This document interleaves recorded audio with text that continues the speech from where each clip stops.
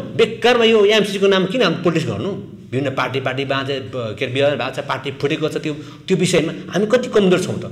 हामी त्यो अर्काले दिएको जुन भिख छ त्यो भिखको विषयमा हामी किन बाँध्ने, किन जुझ्ने? कामचोर एउटा नेता हुने, काम नगर्ने, अनि नेता जस्तै यसो हो हल्ला जस्तो मात्रै गर्ने, यसो फोटो खिच्यो अनि पोस्टिङमा फेस गर्यो, त्यो होइन कि हामी जनतासँग कति जोडिन्छौँ भन्ने कुरा हो। सामन्तीवादी संस्कारले थोपारेको ती सामन्ती व्यवस्था चिन्तन बोकेर संस्कार बोकेर बस्ने हो भने समाज, नेपाली समाज अझै पनि 100 वर्ष पछाडि पर्छ।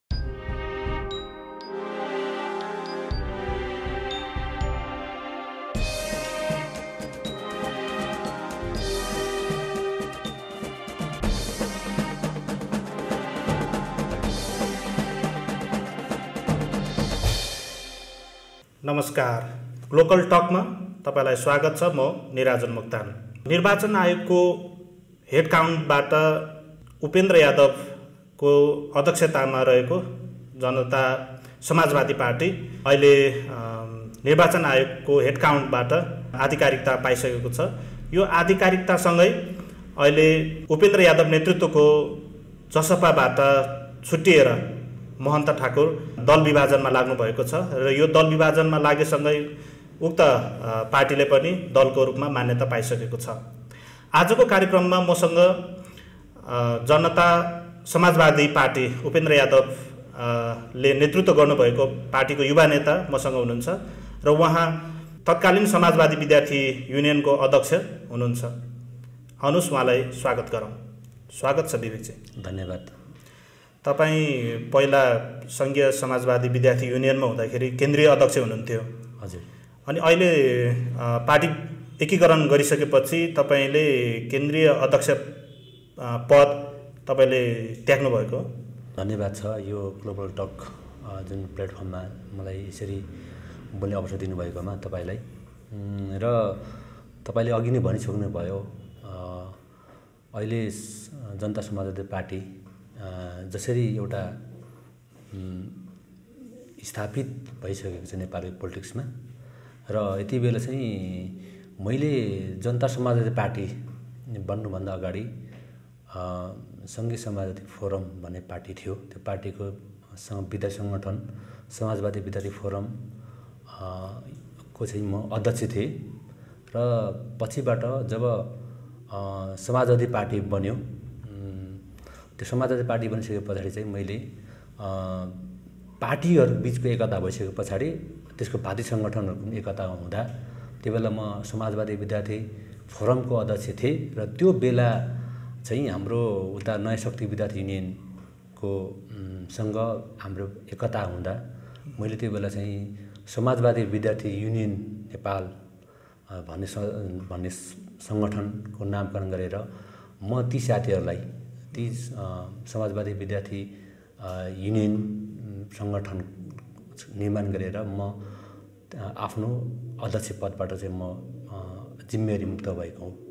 तपाईँ आफै स्वेच्छाले जिम्मेवारीबाट मुक्त हुनुभएको हो कि एकीकरणको प्रक्रिया चल्दै गर्दाखेरि चाहिँ त्यस्तो परिस्थितिमा पुग्नु भएको? होइन, त्यो बेला सबै मैले समाजवादी विद्यार्थी फोरमको नेतृत्व मैले 6 वर्ष गरिसकेको थिएँ। निकै लामो समय थियो। म अधिवेशनबाट नै म बिदा हुने तर्खरमा थिएँ, तर अन्तिम आवरमा अधिवेशन ब्रेक भयो। पछि पार्टी एकता भयो। एकता भइसके पछाडि अब एकता प्रक्रियामा अब लेनदेनको कुरा हुन्छ। लेनदेनको क्रममा अब स्वाभाविकैले मैले छोड्नु थियो र म एकदम आफ्नै इच्छाले स्वेच्छाले छोडेको हो। र नेतृत्व अर्कोलाई हस्तान्तरण गर्नु थियो। मैले त्यो नेतृत्व हस्तान्तरण गरेर म चाहिँ बिदा भएको।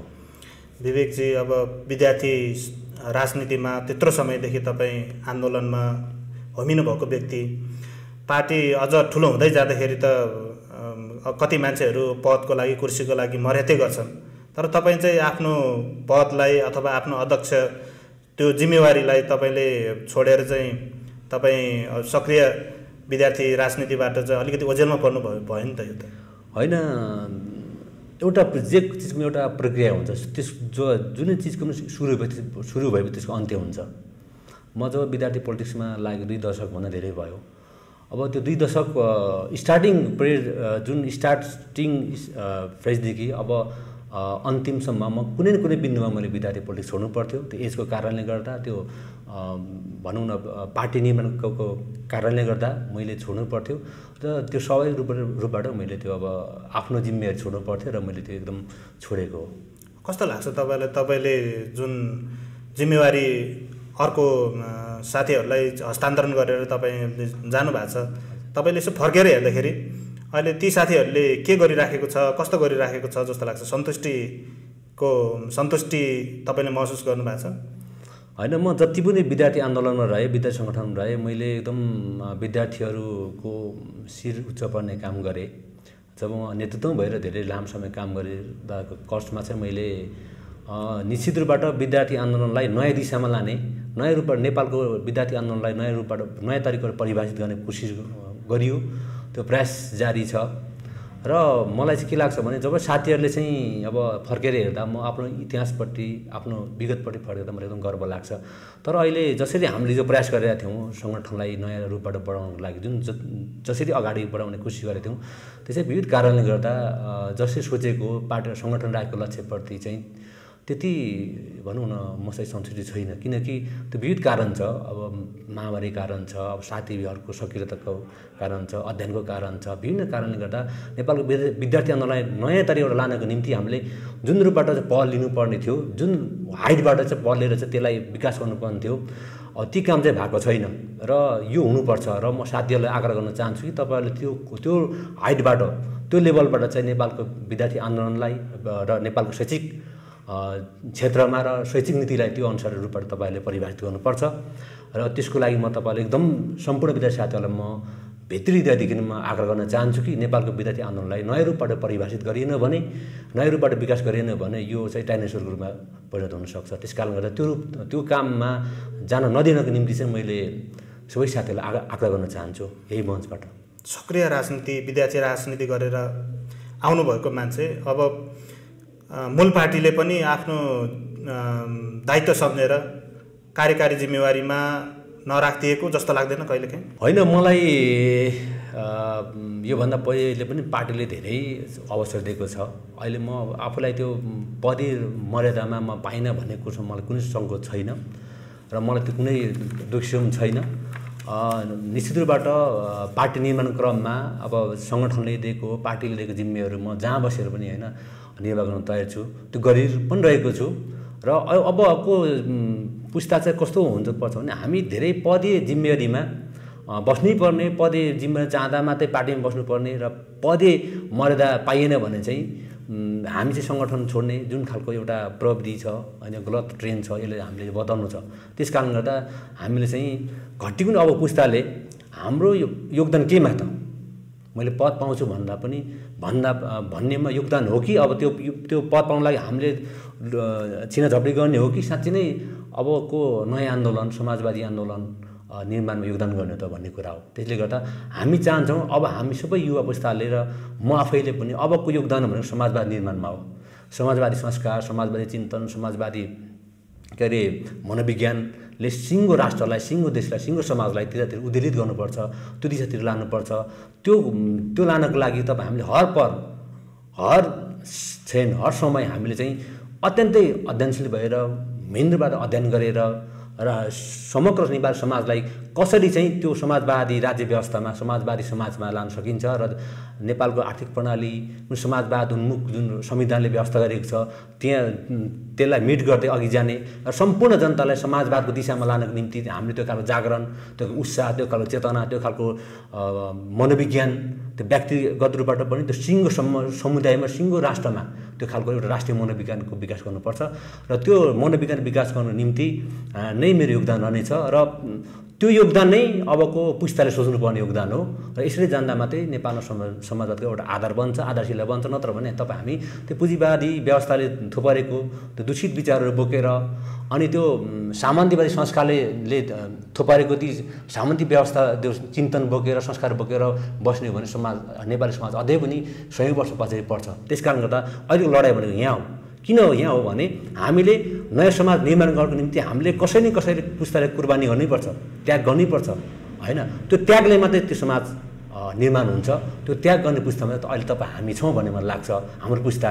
त्यस कारण गर्दा त्यो पुस्ताको चाहिँ एउटा अभियन्ता त्यो पुस्ताको एउटा चाहिँ योद्धा भन्नुको नाताले गर्दा म सबै साथीलाई आग्रह गर्न चाहन्छु अब हामी समाजवाद निर्माणको पक्षमा सबै समुदायको पहिचान स्थापित गर्ने पक्षमा हामी सबै रूपबाट तन मन वचन र कर्मले र आउने पुस्ताको निम्ति आउने पुस्ताले पनि तपाईँ हाम्रो सम्झिने खालको काम गर्ने को निम्ति तपाईँ हामीले त्यो दिशातिर लाग्नुपर्छ र त्यो दिशामा जानको लागि सबै साथीहरूले हातेमालो गर्नु आवश्यक छ ताकि तपाईँ हामी साँच्चै नै अब विज्ञान र प्रविधिले जुन रूपबाट विकास गरेको चेतना छ त्यो चेतनासँग तपाईँ हामी समान्तर रूपबाट अघि बढ्दै सामाजिक जुन एउटा विज्ञान छ यो सामाजिक विज्ञान र यो राजनीतिक विज्ञानसँग हामी चाहिँ समान्तरबाट विकास हुनु आवश्यक छ। हामी स्वयं समुदाय सिङ्गो राष्ट्र त्यस कारण गरेर त्यो दिशातिर जान कसमा त्यो मान्यतामा तपाईँ हाम्रो सबैको पहल हुनुपर्छ र त्यो पहल नै अबको पुस्ताले र हाम्रो पुस्ताले गर्नुपर्ने योगदान हो। त्यो दिशामा चाहिँ तपाईँ हामी सबैले पहल लिनुपर्छ। तपाईँ अहिले नेतृत्व तहबाट पछि हटिसकेपछि अहिले चाहिँ तपाईँ के गर्दै हुनुहुन्छ? होइन अहिले त म सबै रूपबाट अब विद्यार्थी सङ्गठनको नेतृत्वबाट म बिदा भइसके पछाडि सबै रूपबाट म त फेरि एक समाजमा फर्किने हो र विद्यार्थी सङ्गठनमा जिम्मा हुँदा प्राय विद्यार्थी बिचमै म रहन्थेँ विद्यार्थीहरूको इस्युहरूलाई केलाउँथेँ नेपालको शिक्षा प्रणाली कस्तो हुनुपर्छ भन्ने कुरामा बहस गरिन्थ्यो बहस पैरवी गरिन्थ्यो नयाँ शिक्षा प्रणाली के हुन्छ भन्ने अब अब नेपालको शिक्षा प्रणाली हिजो जसरी हिजो राणाकालीन कालमा अथवा हिजो पञ्चायत कालबाट बनेको शिक्षा प्रणाली जुन एकात्मक शिक्षा प्रणाली छ ती शिक्षा प्रणालीलाई चाहिँ कसरी अन्त्य गर्ने र त्यो ठाउँमा चाहिँ नयाँ शिक्षा प्रणालीको विकास गर्ने र नयाँ संरचनाको विकास गर्ने र नयाँ शिक्षा प्रणालीले चाहिँ आउने पुस्तालाई चाहिँ हामीले प्रसिद्ध गर्ने त्यो चाहिँ हामीले हिजो सबै रूपबाट हिजो हामी समाजवादी विद्यार्थी फोरमको अध्यक्ष भइबस्दा मैले नेपालको शिक्षा प्रणाली र नेपालको शैक्षिक संरचनाको कुरामा मैले डकुमेन्ट नै लेखेको छु। त्यो मैले अधिवेशनबाट पनि पास भएको छ र ती अधिवेशनबाट पासको डकुमेन्टहरू यति बेलाले नै हामीले त्यति बेला के गरेका छौँ भने नेपालको सिङ्गो शिक्षा प्रणाली के हुने र कस्तो शिक्षा प्रणालीको माध्यमबाट चाहिँ आउने पुस्तालाई चाहिँ हामीले चाहिँ प्रसिद्ध गर्ने र उनीहरूलाई जागरुक गर्ने त्यो चाहिँ देशप्रति समाजप्रति राष्ट्रप्रति चाहिँ समग्र विकास समृद्धिको मार्गमा कसरी चाहिँ एउटा चेतना पैदा गर्ने भन्ने कसमा चाहिँ हामीले सङ्घीय समाज शिक्षा प्रणालीको एउटा अवधारणा हामीले विकास गऱ्यौँ। त्यो अनुसार चाहिँ हामीले चाहिँ के अरे शिक्षा प्रणाली कोर्समा चाहिँ हामीले के गर्यौँ भने अबको शिक्षा प्रणालीको संरचना हिजो जसरी एकात्मक खालको छ त्यसलाई सङ्घात्मक रूपबाट लानुपर्छ भनेर हामीले चाहिँ सङ्घात्मक शैक्षिक संरचनाको विकास गरेका छौँ। हामीले ती कुराहरू अब लागू गर्नु बाँकी छ। त्यसमा चाहिँ अब हामीले सबै रूपबाट हिजो हामीले तामसालिङ विश्वविद्यालय कुरा गरेको थियौँ हिजो हामीले मगरात विश्वविद्यालय कुरा गरेको थियौँ हामीले शेर्पालुङ विश्वविद्यालय कुरा गरेको थियौँ हामीले चाहिँ लिम्बन विश्वविद्यालय कुरा गरेका थियौँ क्रमशः धारवाड विश्वविद्यालय कुरा गरेका थियौँ हामीले होइन हामीले किराँत विश्वविद्यालय कुरा गरेका थियौँ। अनि ती कुराहरू चाहिँ अब हामीले अब कार्यान्वयन भएको छैन र अब आउने पुस्ताले यी कुराहरूलाई चाहिँ लागू गर्नुपर्छ र यो यसरी जाने सन्दर्भमा एउटा पहिचान पनि भेटिन्छ एउटा सङ्घीयता सङ्घात्मक राज्य व्यवस्थाहरू निर्माण हुँदै गर्दा होइन ती कुराहरूले चाहिँ नयाँ रूपबाट पहिचान पनि स्थापित हुन्छ र त्यो सँगसँगै हामी त्यही भित्रबाट फेरि त्यो संरचनाभित्र हामीले समाजवाद शिक्षा प्रणाली लागू गर्दै जाँदा चाहिँ हाम्रो समाज सबल हुन्छ सक्षम हुन्छ र देशमा एउटा जागरुक पुस्ता जुन पुस्ताले चाहिँ भोलिको दिनमा चाहिँ देशको हरेक माटोलाई चिन्ने देशमा भएको हरेक के अरे सम्भावनालाई चाहिँ चिन्न सक्ने र यो देशमा यो प्रकृतिले दिएको जुन यो हाम्रो हिमाल पहाड तराई छ यी प्रकृतिले दिएको जुन भूबनोटमा चाहिँ हाम्रो पुस्ताले यो त्यो शिक्षा प्रणालीले चाहिँ कस्तो खालको नयाँ विज्ञान र प्रविधिको विकास गर्ने त भन्ने कुराहरूको खोजी गर्छ। त्यसले त्यो खोजीले चाहिँ सिङ्गो देशलाई केन्द्रबिन्दुमा राखेर त्यसले चाहिँ नयाँ विज्ञान र प्रविधि र को क्षेत्रमा योगदान गर्छ र त्यो पुस्ता तयार हुन्छ र त्यो पुस्ता तयार हुँदै गर्दा चाहिँ त्यसले समग्रतामा भोलि सिङ्गो देशलाई विकास र समृद्धि र भोलि समाजवादको बाटोमा समृद्धिको बाटोमा सिङ्गो भोलि यो देशलाई साँच्चै नै गर्विलो देश एउटा विकसित देश बनाउने र त्यो विकसित देशको एउटा सक्षम इमान्दार एउटा सबल नागरिक उत्पादन गर्ने काम चाहिँ त्यो शिक्षा प्रणालीले गर्छ। त्यो शिक्षा प्रणाली तपाईँहरू शिक्षा प्रणालीलाई परिवर्तन गर्ने देशमा चाहिँ आमूल परिवर्तनहरू लिएर आउने भनेर जुन वैकल्पिक शक्तिको रूपमा उदय भयो तर पछिल्लो समयमा त्यो वैकल्पिक शक्ति पनि फुटको सङ्घारमा पुग्यो र अन्ततः पार्टी फुटेर दुई टुक्रा पनि भइसकेको छ। तपाईँहरू पनि अरू पार्टीहरूभन्दा त कम त देखेन नि? होइन यो सबै किन भइरहेको छ भन्ने कुरा चाहिँ हामीले खोज्नुपर्छ। पार्टी किन जोडिन्छ किन फुट्छ यो भनेको अहिले हामीले समग्र यो देश र समग्र देशका जनताले हामी जोसुकै पार्टी पोलिटिक्स गर्ने जुन व्यक्तिहरू छौँ समाजमा छौँ ती व्यक्तिले कुन शिक्षा प्रणालीबाट चाहिँ हामीले प्रसिद्ध गरेछौँ भन्दा त त्यही हिजो त्यो पुँजीवादी व्यवस्थाको होइन विकृत पुँजीवादी व्यवस्था त्यो पछि सामान्य जुन व्यवस्था छ शिक्षा त्यो भित्र बनेको शिक्षा प्रणालीको कारणले गर्दा मान्छेमा त्यो एकता त्यो एउटा सहिष्णुता विकासै भएको छैन। मान्छे जहाँ शर्त नमिलेको चाहिँ मान्छे फुट्छ होइन एकअर्काको घाँटी कोराकोर गर्छ। यो भनेको एकदम नेपालको शिक्षा प्रणालीको दोष हो। त्यो जुनसुकै पार्टीको नेता होस् ती नेताले के कुरा सिकेको छ त नयाँ कुरा साँच्चै नेपाल यत्रो संसारले यत्रो विज्ञान र प्रविधिको विकास भइसक्यो भने नेपालको शिक्षा प्रणालीको अवस्था कहाँ छ त? त्यो शिक्षा प्रणालीले चाहिँ वास्तवमा अहिले यति बेला चाहिँ के गरिरहेको छ भन्दा त्यो शिक्षा प्रणाली अभ्यासै भएको छैन। त्यो पुरानो शिक्षा प्रणालीले जे सिकाएको छ त्यही कुरा अभ्यास गर्दा त पक्कै पनि काहीँ कहीँ दुर्घटना हुन्छ। जुन नेपालको कठमा अहिले हाम्रो पार्टी फुट्यो भन्नुभयो तपाईँले यो दुःखद छ। यो हुनुहुन्न थियो। त्यो किन यो बेलामा रोक्न सकिन्थ्यो चाहे त्यो बेला चाहिँ बेलामा चाहिँ हाम्रो विधि पद्धति थियो विधान थियो त्यसलाई चाहिँ कार्यान्वयन गरेको थियो भने होइन पार्टीले चाहिँ भनौँ न समयमा चाहिँ के अरे बैठक राखेको थियो भने सामान्य एउटा पार्टीको कमजोरी कहाँ छ भने पार्टीले चाहिँ हिजो सामान्य एउटा बुर्जुवा लोकतन्त्र पार्टीले प्रयोग अभ्यास गर्ने अनि बुर्जुवा लोकतन्त्र पनि अभ्यास नगर्दा होइन जम्मा बुर्जुवा लोकतन्त्र भनेको चाहिँ 4 महिना त 6 महिनामा एकचोटि किन समितिको बैठक बस्ने हो। त्यो काङ्ग्रेसमा पनि छ त्यो एमालेमा पनि छ त्यो माओवादीमा पनि छ। तर हामी समुन्नतसँग हामी जो अहिले जनता समाज पार्टी भनेको त यता समाज लोकतन्त्र मान्छ यसले त समुन्नत लोकतन्त्रको कुरा गर्छ। यो पार्टीले चाहिँ त्यहाँ ठुलो मिस्टेक गरेको छ। त्यही बेला चाहिँ नेतृत्वले चाहिँ के अरे बिचैमा त्यो समयमा चाहिँ यसरी अभ्यास गरेको थियो भने बैठक राखेको थियो भने एउटा अभ्यास र विधि र प्रक्रियाहरूबाट चाहिँ त्यो बेलाको हाम्रो केन्द्रीय नेतृत्वलाई चाहिँ आफू चाहिँ केन्द्रीय नेता हुँ भन्ने खालको ओनरसिप फिल गरेको थियो भने अवश्य पनि यो कुराहरू हुन थियो र यो दूर भएर जान्छ। अध्यक्ष उपेन्द्र यादवले अर्को अध्यक्ष महन्त ठाकुरलाई कारबाही गर्ने फेरि महन्त ठाकुरले उपेन्द्र यादवलाई कारबाही गर्ने यो त कारबाही त गर्ने क्रम त एकले अर्काले गर्ने क्रम त जारी नै थियो नि त्यतिखेर। यो चाहिँ हो यही त समस्या भने त यही हो। उहाँहरूलाई कुन शिक्षाले गाइडेड उहाँहरू हुनुहुन्छ भन्दा त्यही पुरानो शिक्षा प्रणाली हो। उहाँहरूको सोचमा कुनै भिन्नता परिवर्तन छैन हो। त्यही त मैले यो शिक्षा प्रणाली दोष हो। महन्त ठाकुरले उपेन्द्र यादवलाई कारबाही गर्नु र उपेन्द्र यादवले महन्त ठाकुरलाई कारबाही गर्नु भनेको चाहिँ ईश्वरको राम्रो ठाउँमा छ। तर उहाँहरू एउटै पार्टीको अध्यक्ष भइसके पछाडि यो पार्टीलाई चाहिँ जोडेर जानुपर्ने हो कि उहाँहरू चाहिँ एकअर्कासँग कारबाही गरेर गर्नुपर्ने कुरा हो त? कसरी यो पार्टी कसरी यो पार्टी बलियो बनाउन सकिन्छ कसरी यो पार्टीले सिङ्गो देशको नेतृत्व गर्न सक्छ कसरी यो जनता समाजवादी पार्टीले समग्र भोलि देशको जनताको होइन एउटा मुक्तिगामी एउटा साँच्चै समाजवादको एउटा नेतृत्व गर्ने पार्टी बनाउने दिशातिर जानुपर्ने। अब महन्त ठाकुरजी अब के अरे केपीको पछाडि लाग्न थाल्नुभयो होइन।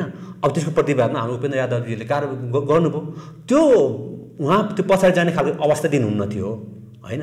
त्यो खालको अवस्थामै पहिला नै मैले भन्नु शिक्षा प्रणालीले कारणले गर्दा जब शिक्षा प्रणाली जुनसुकै नेता होस् त्यो व्यक्ति होस् चाहे जुनसुकै मानिस होस् उसले कस्तो शिक्षा कस्तो संस्कार सिकेको छ भन्ने कुरा हो।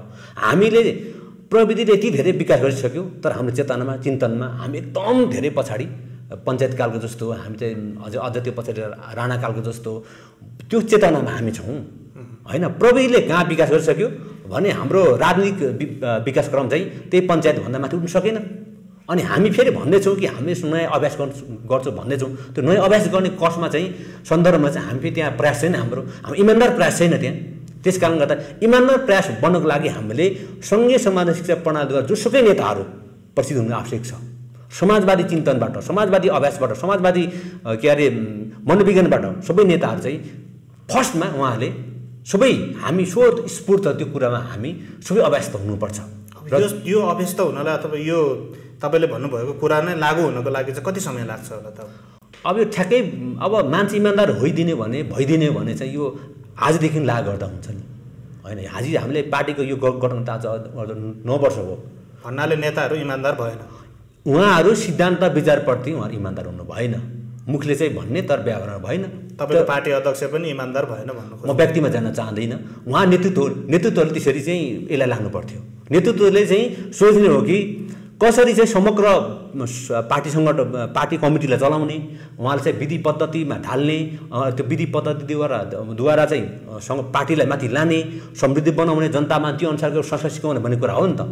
यो त्यो एकजना व्यक्तिको कुरा होइन, यो त समग्र नेतृत्वको कुरा हो होइन। नेतृत्वको पहल कदमी हुने कुरा हो नि त। त्यस कारणले गर्दा राजनीतिक रूपबाट चाहिँ हाम्रो जो नेतृत्व वर्ग छ उहाँहरू चाहिँ धेरै रूपबाट चाहिँ यो कष्टमा चाहिँ यो विषयवस्तुमा चाहिँ उहाँहरू धेरै कमजोरी छ।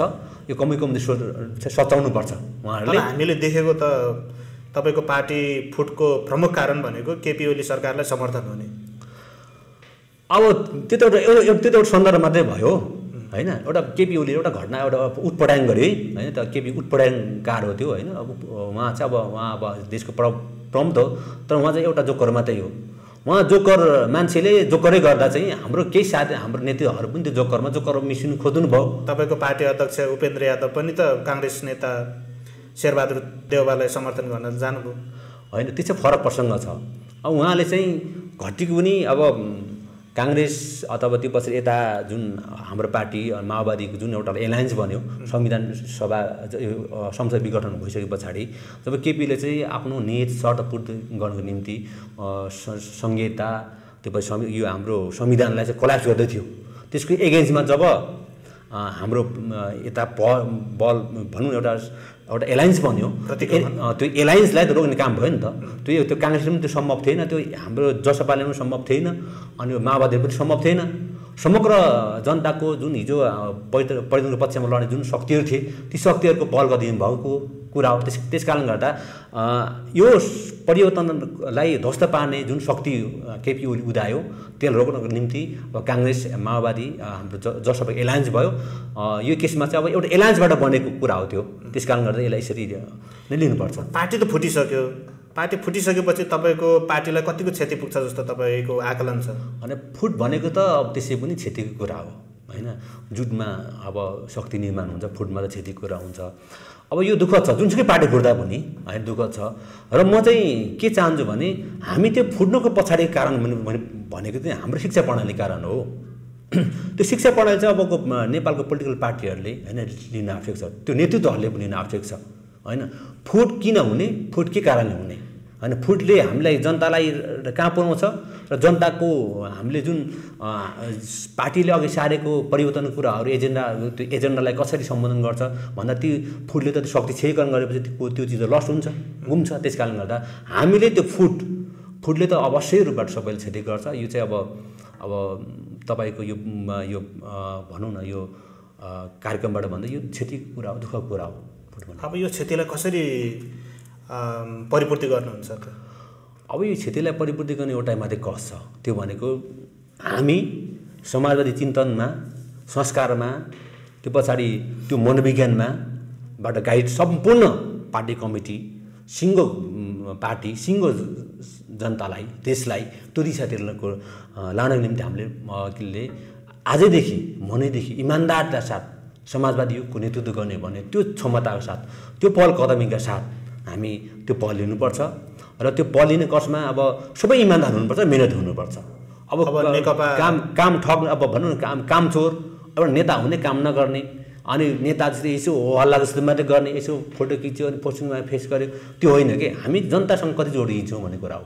जनताको दैनिक जीवनसँग कति जोडिन्छौँ र जनताको आउने दशकसम्म हामी के गर्छौँ, आउने पुस्तालाई के गर्छौँ भन्ने कुरा हामी अहिलेदेखि नै इमान्दार साथ प्रयास र पहल गऱ्यो भने ती क्षतिहरू हामीले पूर्ति गर्न सक्छौँ। अब यसको मतलब तपाईँहरू अब माओवादी र नेकपा एकीकृत समाजवादी पार्टीसँग एकीकरण गर्नुहुन्छ? त्यो चाहिँ अब मेरो लेभलबाट सोच्ने कुरा होइन त्यो चाहिँ अब पार्टीको त्यो छलफल होला। अब भोलि त्यो चाहिँ अर्कै पार्टीको नेतृत्वको कुरा रह्यो। म त्यहाँ चाहिँ त्यो विषयमा म खासै बोल्न चाहन्न। तर के हो भने अब यो देशको प्रगतिशील शक्तिहरू कति जो जनताको प्रति साँच्चै नै यो देशमा समाजवादी स्थापना चाहन्छन् इमान्दारीका साथ, ती शक्तिहरूको सहकारी हुन आवश्यक छ। र सहकार्य पनि फेरि कस्तो हो भने निश्चित स्वार्थका लागि मात्रै होइन कि समग्र देशलाई समाजवादीमय बनाउनु, सम्पूर्ण समुदायको पहिचान स्थापित गर्नु, आउने पुस्तालाई भन्नु। तपाईँ हामी जुन विद्यार्थीहरूको छ आउने विद्यार्थीहरूलाई के शिक्षाबाट चाहिँ उहाँलाई चाहिँ हामीले चाहिँ एउटा सक्षम नागरिक बनाउँछौँ त। र त्यो सक्षम नागरिक बनाउनलाई हामी कस्तो खाले योजना ल्याउँछौँ हैन र समग्र देशको जुन क्षमता छ जुन स्रोत साधन छ त्यसलाई कसरी परिचालन गरेर समग्र देशको गरिबी अन्त्य गर्छौं समग्र देशको यो राष्ट्रियतालाई हामीले बलियो गर्छौं सम्पूर्ण अन्तर्राष्ट्रिय जगतसँग हाम्रो चाहिँ सम्बन्ध हामी समुद्रित गर्छौं ती हाम्रा अन्तर्राष्ट्रिय छिमेकीहरूसँग हामीले कस्तो सधैँ बलियो सम्बन्ध राखेर चाहिँ हामी तिम्रो जतिको देशको इक्वल छौं बराबर छौं हैन भन्ने खालको एउटा अन्तर्राष्ट्रिय रूपबाट पनि हाम्रो दलीय राष्ट्रिय व्यक्तित्व निर्माण गर्नु जुन पर्छ त्यो कष्टमा चाहिँ हामी हैन सबै शक्तिहरू त्यो ध्येयका साथ अघि बढ्दा चाहिँ हामी फेरि जुट्नु र जुटेर देश निर्माण गर्ने कष्टमा तपाईँ हामी सबै जुट्नुपर्छ त्यो जुट्नको निम्ति त्यो खालको शिक्षा दिन महन्त ठाकुर र केपी ओलीसँग चाहिँ मिल्ने सम्भावना कतिको छ अब ती कुराहरू पनि मेरो तहबाट भन्ने कुरा होइन हैन त्यो चाहिँ अब पार्टीकै तहबाट भन्ने कुरा म तर म के देख्छु भने उहाँ पनि सचिनु हो भने केपी ओली पनि त गणतन्त्र मान्छु संविधान मान्छु हैन समाजवाद मान्छु फटाइ गर्दिन हैन भनेर आलोचित हुन्छ भने हैन ती व्यक्तिहरूलाई पनि अब हामीले दुत्काउनु पर्ने आवश्यक छैन तर फटाइ गर्छु हैन अब म चाहिँ यो देश बर्बाद पार्छु म त सीमित विदेशीको गोटी बन्छु भन्ने खालको स्थिति रह्यो भने त्यो बेला चाहिँ तपाईँ हामीले झन् बढी सङ्घर्ष गरेर ती शक्तिहरूलाई चाहिँ हामीले धुलो पिठो गर्नुपर्छ। तपाईँको पार्टी अध्यक्ष उपेन्द्र यादवले एउटा सार्वजनिक कार्यक्रममा 7 प्रदेश अब फेल खाइसक्यो अब 10+1 प्रदेश 11 प्रदेशको परिकल्पनामा जानुपर्छ भनेर एउटा सार्वजनिक कार्यक्रममा बोल्नुभएको छ यो कसरी सम्भव छ? अब यो त अब हामी हिजो यो संविधान घोषणा गर्दै गर्दा हिजो हामीलाई वास्तवमा त्यो संविधान घोषणा गर्दा हामीलाई थुनेको थियो पक्रेर थुने घोषणा गरेको संविधान हो त्यो केही साथीहरूले त्यही बेला दिपावली मनाए तर हामी चाहिँ त्यही बेला चाहिँ त्यो दिन चाहिँ हामी चाहिँ पुलिस क्लबमा के अरे माथि तालिम केन्द्रमा थुनेका थियौँ हामीलाई थुने घोषणा संविधान त्यस सबैले त्यो बेला गलत थियो हैन गलत थियो अझै पनि त्यो गलत छ र त्यो गलत संविधानलाई सच्याउने प्रयास हाम्रो निरन्तर चलिरहेको छ हैन त्यसकारण गर्दा यो उहाँले बोल्नुभएको कुरा ठिकै हो त्यो सच्याउनु पर्छ यसलाई 10 पहिचानमा आधारित संहिताहरूको निर्माण गर्नुपर्छ त्यहाँ सबैको अस्तित्व सबैको सहभागिता सबैको त्यो संहिता सङ्घीय संरचनाभित्रबाट त्यो देश त्यो प्रदेशको समग्र समृद्धि न्याय समानता त्यहाँ कायम हुनुपर्छ सबै जातिको अपनत्व हुनुपर्छ सबै भाषाको विकास हुनुपर्छ सबैलाई समेट्ने खालको त्यो एउटा अधिकार सम्पन्न पहिचानमा आधारित संहिता चाहिँ तामसाली जस्तै मगरात भोलि के अरे दम्बन लगायतका जुन छ नि हाम्रो यो किरात होइन यस्ता धेरै हाम्रो पहिचानका कुराहरू छन् ती पहिचानका कुराहरू चाहिँ पक्कै पनि यो एउटा विज्ञान हो यो विज्ञानलाई ढिलो चाँडो नस्वीकारी यसलाई समग्र देशले चाहिँ लागू नगरिकन यो देशमा सुखै छैन त्यो चाहिँ भोलि पुस्ताले र भोलि न्यायिक चेतनाले हेर्दा पनि कुराहरू स्वीकार्नुपर्छ त्यो आज ढिलो चाँडो स्वीकार्नुपर्छ र त्यो चाहिँ हामी चाहन्छौँ चाँडोभन्दा चाँडो स्वीकार गरौँ र कसरी सम्भव छ त विवेकजी अहिले 7 प्रदेशमा तपाईँले देख्नुभयो होला आँकडाहरू हामी हेर्छौँ भ्रष्टाचार त्यत्तिकै बढिराखेको छ बेरोजगारहरू त्यत्तिकै छ अब 11 प्रदेशमा गर्दाखेरि त झन् भ्रष्टाचारको तह त झन् बढ्दै जाने भयो त्यही त अब मैले अघि नै भने यो राज्य सत्ता कसरी बनेको छ त यो नेपालको राज्य सत्ताको साइन्स के हो त विज्ञानको त कसरी निर्माण भएको छ त यो अलि लामो टाइम लिला यसमा बहस लामो जाला तर यो राज्य सत्ता नै हिजो लुट्ने हैन लुटपाटबाट बनेको राज्य सत्ता हो नि हिजो त यो तामसाले हिजो लुटेको हो नि त इतिहास हेर्नुहोस् तपाईँ पढ्नुहोस् तपाईँ आफै तामाङको छोरो हैन पढ्नुहोस् त अनि तामसाले हिजो लुटिएको हो अनि त्यो लुटेर बनेको राज्य सत्ताबाट के शिक्षा भन्दा अझ लुट्ने काम हुन्छ लुटिरहेको छ नि त तर अब चाहिँ हामी त्यो समग्र हिजो जुन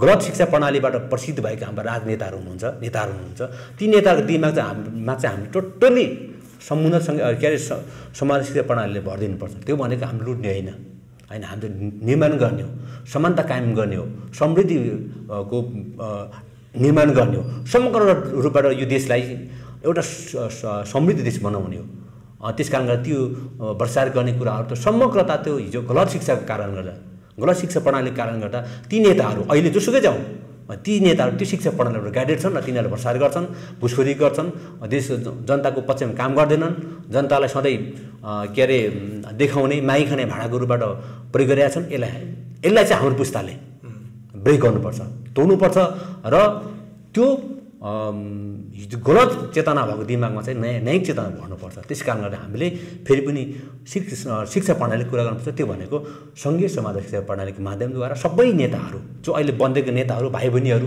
ठुलो भाग नेताहरू हामीभन्दा माथिको नेताहरू कति सकिन्छन् थाहा छैन, कति रूपान्तरण सकिन्छ थाहा छैन। तर अब हाम्रो पुस्ता र हामीभन्दा मुनि पुस्ताहरू चाहिँ अबको चाहिँ शिक्षा प्रणाली यो हुनुपर्छ। जस्तै तपाईँ सामान्य तपाईँ हामी उदाहरण एउटा लिउँ न। तपाईँ पढ्न आउनुभयो, तपाईँ निरन्तर पढ्नुभयो, डिग्री पास गर्नुभयो, तर तपाईँ चाहिँ पढ्न आउनुभयो त खेल्नु थाल्नुभयो, कता घुम्नु थाल्नुभयो, तपाईँ कोर्स पढ्नु भएन भने तपाईँ त पास हुनु न थियो।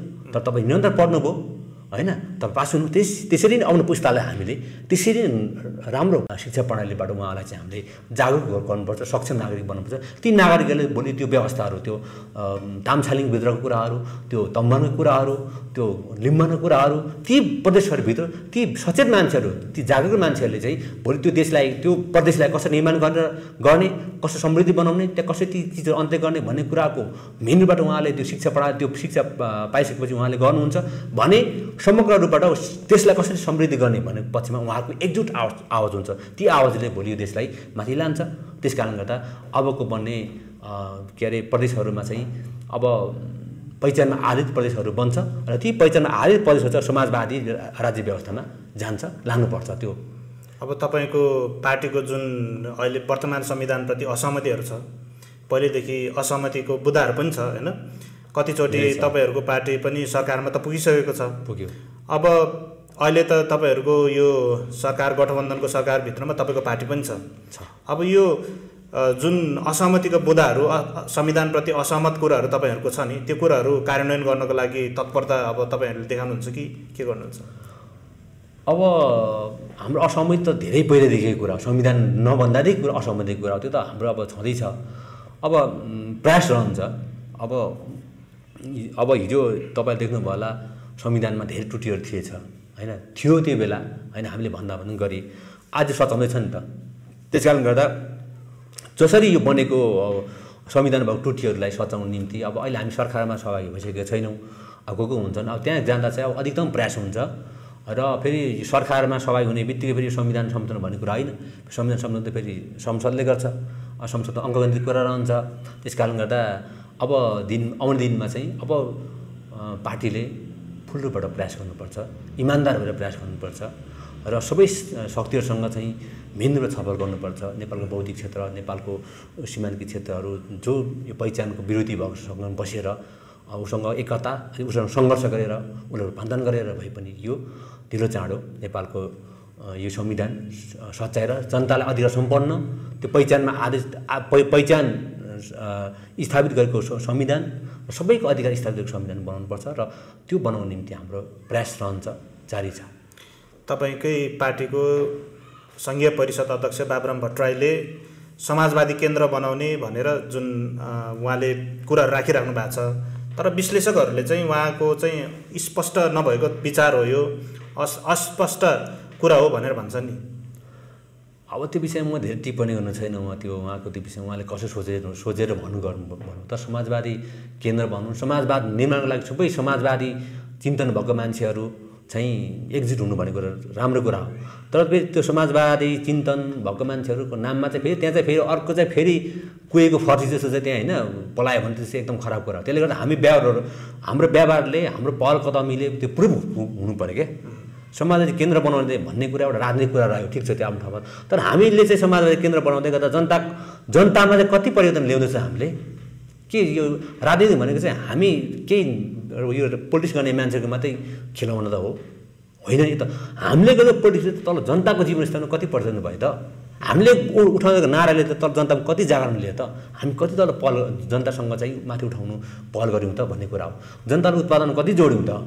जनताको जीवनस्तर हामीले के परिवर्तन ल्याउँ त भन्नेको चाहिँ महत्त्वपूर्ण कुरा हो। त्यस कारणले गर्दा त्यो राम्रो कुरा हो, तर हामीले त्यो सँगसँगै हामीले त्यो चिजहरू पनि हेर्नुपर्छ तल। त्यो चिजहरूसँग जोडेर माथि गरेको राम्रो, त्यो केन्द्र बनाएको राम्रो। अब विशेष गरी आफ्नो ठाउँबाट आफ्नो शर्त अनुसार भनेको होला, तर समाजवादी केन्द्र बनाउनु आफ्नो ठाउँमा राम्रो कुरा हो। विवेकजी, अब हामी अन्तिम चरणमा आइसकेका छौँ। तपाईँलाई मैले सोध्न खोजेको चाहिँ यो एमसिसीको कुरा धेरै चलिराखेको छ। तपाईँलाई चाहिँ यो एमसिसी नेपालमा लागू गर्नुपर्छ भन्ने विचारमा हुनुहुन्छ कि लागू गर्नुहुन्न भन्ने पक्षमा हुनुहुन्छ? होइन, यो एमसिसी चाहिँ अब धेरै कुरा छ। अब यसमा अब हामीले मात्रै भन्ने कुरा छैन। तर मेरो पर्सनल भ्यू हुन्छ भने यो एमसीसी चाहिँ नेपालको सन्दर्भमा हैन लागू नगर्दा राम्रो र यो विषयमा हामीले टाउकै नदुखाउँदा राम्रो के किनभने हामी यो एमसीसीको विषयमा बोल्नुभन्दा त अन्य काम गरौँ न हामीले हैन एमसीसीको विषयमा देशव्यापी हल्ला हैन कोला आन्दोलन गर्नु भने यो एमसीसीको च्याप्टर क्लोज गर्दिन हामीले त्यो एमसीसीले निर्माण गर्ने जुन हाम्रो 55 अर्ब कुरो छ त्यति पैसा कसरी कमाउन सकिन्छ भन्ने कुरोमा जाउँ न हामी हैन त्यो कसैले दिएको दान दक्षिणाबाट देश अघि बढ्दैन पनि भन्दैन पनि हैन हामी त एमसीसी जतिको के अरे 55 अर्ब पैसा हैन के अरे कमाउनु नेपाल जनताले थोरै योगदान गर्दा पनि त्यति पैसा जमिन्छ भने हामी विदेशीले दिएको भिख मागेर हामी तिमीहरू गरिबी छौ तिमीहरू गरिब देश भएको कारणले तिमीलाई यति भिख दिन्छु ल्याऊ थाहा पाऊ भनेर यति हामी किन देशको समग्र देशको चाहिँ हाम्रो यो नेपालीहरूको चाहिँ किन शिर झुकाउने नेपालले मिहिनेत गरे भने नेपालमा के चाहिँ फल्दैन नेपालमा के चाहिँ सम्भावना छैन यति धेरै सम्भावना ठाउँमा हामी आफै पनि जनता पनि नेता पनि हैन चाहिँ हामी को भन्ने कुरा चाहिँ हामी चिन्न नसक्दा हैन हामी चाहिँ कसैले दियो भने हामी चाहिँ ठुलो त्यो दिएको खानुपर्छ भिख खानुपर्छ उसले दिएको चाहिँ विष पनि राम्रो भन्ने खालको जुन कन्सेप्ट छ यसलाई हटाउनुपर्छ र एमसीसी नेपालको पक्षमा हो भने हामीले यसलाई हामीले नल्याउँदा राम्रो र यसको बेसमा हामीले चर्चा नगरौँ क्या यो जुनसुकै पार्टीको नेताहरू म आग्रह गर्न चाहन्छु यो एमसीसीले हामी छोड्यौँ यो एमसीसी के अरे आउँदा हामी झन् परनिर्भर हुन्छौँ क्या हामी आत्मनिर्भर कसरी बन्ने त हैन हामीले यो साँच्चै त्यो ट्रान्सपोर्ट लाइन बनाउने भने हामी चाहिँ पहल गरौँ न सब नेपाली जनता श्रमदान गर्न तयार छौँ हामी हैन आवश्यक गति अनुसारको हैन त्यहाँ हामीले योगदान गर्न तयार छौँ हैन त्यहाँ जाउँ न बेकारमा यो एमसीसीको नाम किन हामी पोलिटिक्स गर्नु विभिन्न पार्टी बाँचे के अरे विवाद भएको छ पार्टी फुटेको छ त्यो विषयमा हामी कति कमजोर छौँ त हामी त्यो अर्काले दिएको जुन भिख छ त्यो भिखको विषयमा हामी किन बाँध्ने किन जुझ्ने भन्नाले तपाईँको मतलब चाहिँ यो एमसीसी भनेको चाहिँ राजनीतिक फन्डा मात्रै हो यो फन्डाको यो विषयमा हामी हातै नहाल्नु कि यो फन्डा जस्तो मान्छे फन्डा बनाइरहेको छ कि यसमा हैन यसलाई तपाईँ हाम्रो चेतनाले हेरौँ कि न त 55 अर्ब पैसा ठुलो कुरा होइन नेपाली जनताले 55 अर्बको चाहिँ चाहेको भने एउटा संरचना बनायो भने नेपाली जनताले त्यो एक दिनको कुरा हो क्या त्यो भनेको एक दिनमा योगदान गर्छन् त्यति मान्छेहरूले त्यति क्षमता छन् र भने तपाईँ हामी त्यो पैसा आउने दुनियाँ आउने भन्ने कुरा ल्याउनु भन्ने कुरा र कसैको पोलिटिकल यो खेल्ने ठाउँ नबनाउँ हामीले र के भन्छ भने देश समृद्ध बनाउने निम्ति तपाईँ हामी सबै नेपाली लाग्नु आवश्यक छ र हामी यति कमजोर पोलिटिसियन नबनाउँ के हैन कसैले दियो भने पाउने हैन कसैले दिएन भने भोकै मर्ने खालको यति धेरै दरिद्र जुन चिन्तन पनि हामीले नपालौँ किन नपालौँ भन्दा हामी यो देशको माटो यो देशको बनावट यति धेरै उर्वर छ नि हाम्रो माटोको यो देशको उर्वरतालाई चिनौँ र त्यहाँ हामी मेहनत गरौँ हैन त्यहाँ परिश्रम गरौँ गऱ्यो भने हामीलाई कसैको देशको भिख माग्नु पर्दैन कसैको सहयोग गर्नु पर्दैन हामी आफ्नै नेपालीको श्रम सिप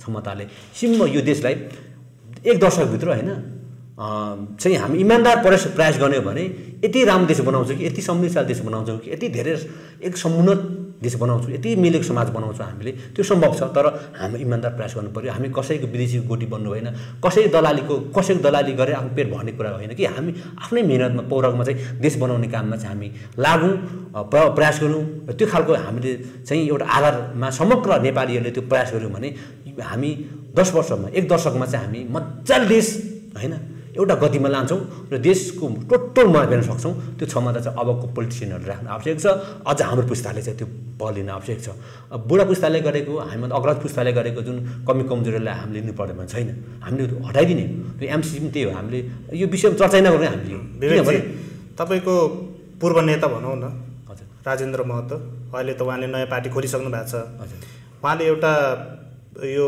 एकदमै विवादित अथवा चर्चित भनौँ न कुरा चाहिँ के गर्नु भएको छ भने नेपाललाई बहुल राष्ट्रिय राज्य बनाउने भन्ने कुरा गर्नुभएको छ हजुर यो बहुल राष्ट्रिय राज्य भनेको के हो यसो के यो चाहिँ एकदम मान्छेले कतिपय कुरोमा के गर्छन् भने आफू चर्चामा जे पनि बोल्छन् क्या त बहुल राष्ट्रिय राज्य त हाम्रो पहिला सङ्घीय समाजवादी पार्टी स्थापना हुँदाको संविधानमा हामीले बनाएको छौँ पछिबाट तपाईँहरूको एजेन्डा त्यही बेला हामी बनाउँछौँ र त्यो एजेन्डा पछिबाट निर्वाचन आयोगले रिजेक्ट गरिसके पछाडि त्यो संविधान त्यो विधान संसदमा त्यो बहुलता हटाऊ भनेर पठाएको जुन एडिट गरेर माथिबाट पठाइसकेपछि त्यो एडिट गर्ने मान्छे चाहिँ म हो होइन। त्यो बहुलता चाहिँ संविधानले अहिले राख्न मिल्दैन, संशोधन गरेर के राख्नु, संशोधन गर्नुपर्छ भने त बहुलतालाई चाहिँ बहुल राष्ट्रलाई चाहिँ हटाउनुपर्छ भनेर निर्वाचन आयोगले पठाएको त्यो जुन त्यो माथिबाट हाम्रो विधानले चाहिँ गरिदियो, यो बुदामा चाहिँ के अरे हटाऊ भनेर पठाइसके पछाडि त्यो बेला हाम्रो पार्टीको महासचिव रमेश कन्दङमा हुनुहुन्थ्यो, उहाँले नै मलाई त्यो विधान सच्याऊ भनेर मैले 2 दिन लगाएर मेरै रुममा लिएर सच्याएर बनाएको त्यो बेला। हामी त्यो 9 वर्ष अगाडि राखेको कुरा हो त्यो बहुल राष्ट्रिय राज्य त। त्यो भने तपाईहरुले 9 वर्ष अगाडि नै बोकेको एजेन्डा राजेन्द्र महतोले अहिले बोलिराख्नु भएको मान्छे त्यसै प्रयोग गरिरहेको छ। हुन त यो एजेन्डा अरूले पनि प्रयोग गरेको थियो होला, तर हामीले पनि त्यो चिज चाहिँ हामीले गरेका थियौँ, त्यो हाम्रो विधानमै हामीले इन्क्लुड गरेका थियौँ त्यो बेला। पछिबाट मैले हाम्रो निर्वाचन आयोगले चाहिँ त्यो बेला चाहिँ हटाइदिइसके पछाडि त्यो हटाऊ यो हटाऊ भनेपछि त्यो हटाउने मान्छे चाहिँ त्यो एडिट कानुनीबाट बाध्य भइसकेपछि त्यो हटाउने मान्छे चाहिँ मै हो क्या। त्यस कारणले गर्दा म के भन्न चाहन्छु भने यो बहु राष्ट्रिय राज्य आवश्यक छ। किन त भन्दा यो विज्ञान हो यो, होइन।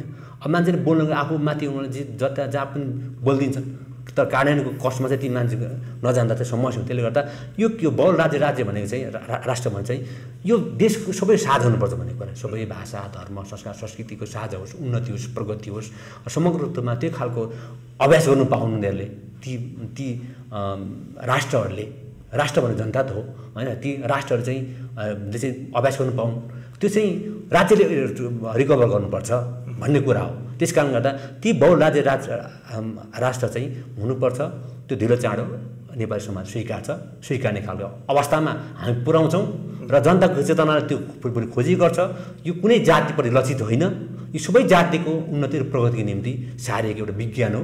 त्यो विज्ञान नबुझ्दासम्म केही नबुझ्ने मान्छेले टिका टिप्पणी गर्छन्, तर हामी नेपाली त्यस्तो मलाई लाग्छ हामी धेरै नेपालीहरू चाहिँ टुट्नुभन्दा पनि जुट्नुमा हामी चाहिँ त्यो खालको मनोविज्ञान छ। त्यसलाई हामीले वृद्धि गरेर विकास गरेर चाहिँ भोलि हामी त्यो त्यो बहुल राष्ट्र राज्य चाहिँ हामी स्थापना गर्नु निम्ति सबै नेपालीहरू भोलि सबै समुदायहरू नेपालको 125 जातिहरू नै भोलि हातमा हात काँधमा काँध गरेर ती चिज लागू गर्छन्, ती लागू गर्ने काम हामी गर्छौँ। त्यो खालको शिक्षा प्रणाली हामी दिइसके पछाडि अनि त्यो खालको प्रयास गरेपछि पछाडि जनताले स्वीकार्छन् र भोलि त्यो सबैको सहमतिमा, कुनै व्यक्ति होइन सबैको सहमतिमा यसलाई चाहिँ लागू गरेर एउटा समृद्धशाली देश नेपाल होइन, सबैको उन्नति र प्रगति समुन्नत देश जहाँ सबै भाषा धर्म संस्कार संस्कृति होइन सबै जातिहरूको गौरवको गाथा बोकेको देश यो नेपाल हामी बनाउन सक्छौँ। त्यो बनाउनु निम्ति त्यो पाटो हामीले लिनुपर्छ, त्यो हामी पहल कदम गर्छौँ र त्यो एक दिन लागू हुन्छ।